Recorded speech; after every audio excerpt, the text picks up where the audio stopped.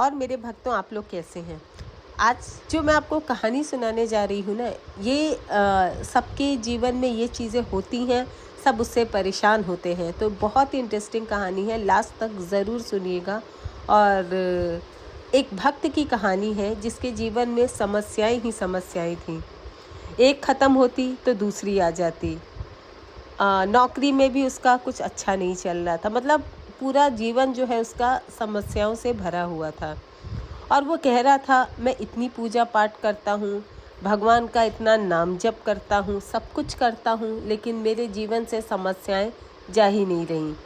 वहीं जो दूसरे लोग हैं वो कुछ नहीं करते, ना पूजा पाठ करते हैं, ना भगवान का नाम लेते हैं, लेकिन उनका जीवन बहुत अच्छा चल रहा है।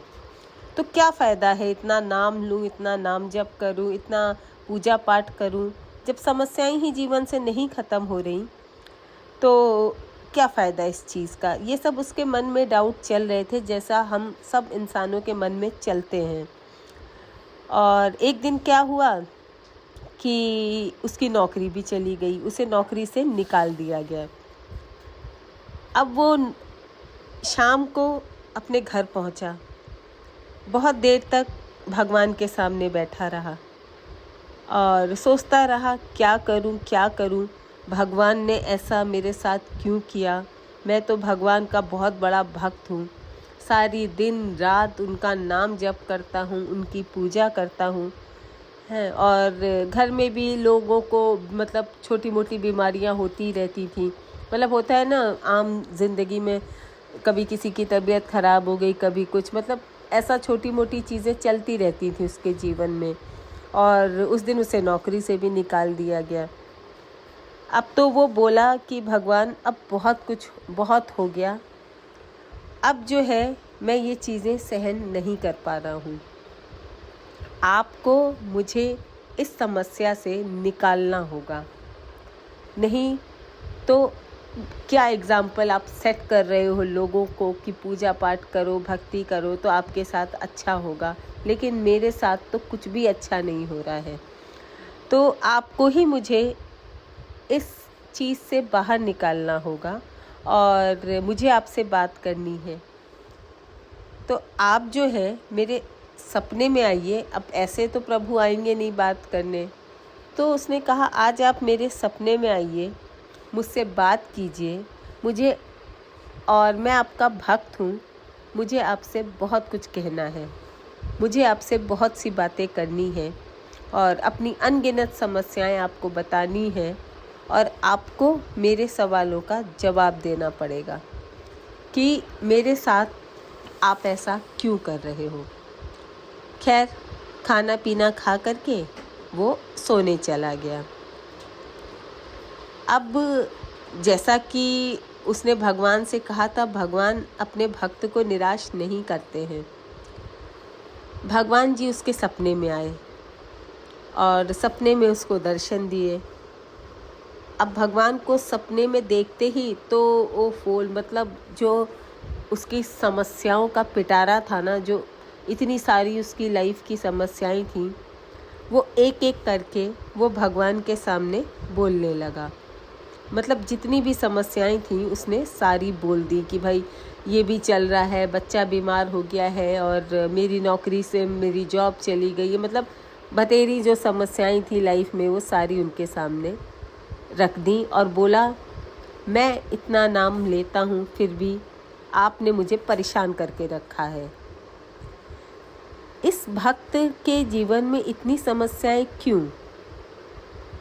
अब उसने क्वेश्चन किया था तो भगवान को आंसर भी देना था।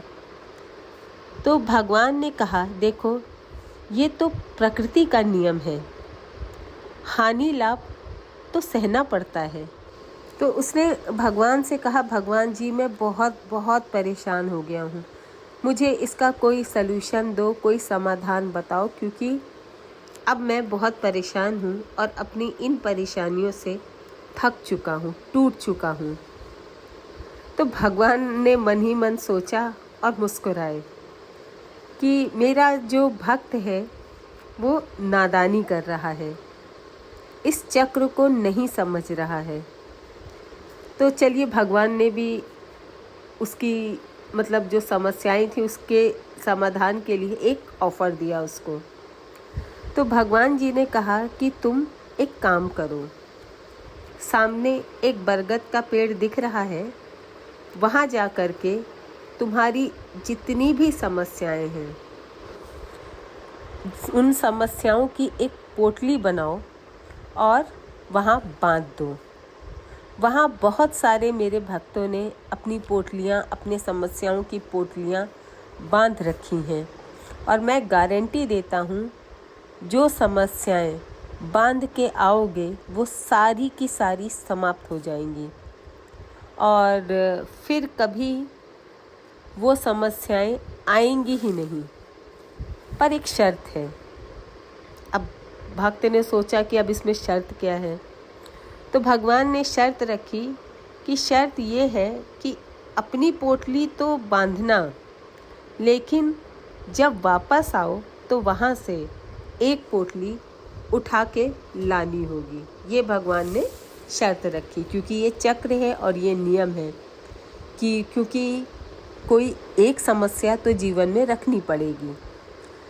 भक्त ने सोचा ठीक है, वो गया और उसने अपनी सारी समस्याएं उस पोटली में एक पोटली बनाई और वहाँ जा कर के लेके गया।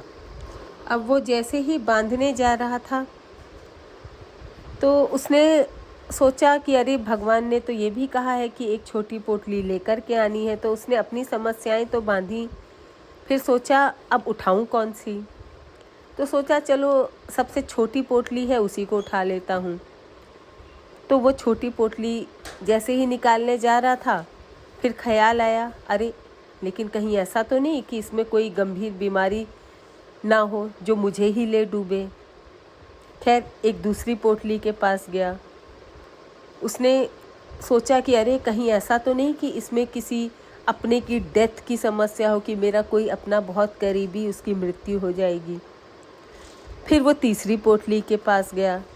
फिर सोचा इसमें कहीं ऐसी भयंकर बीमारी तो नहीं जो मेरे अपने को ही हो जाएगी।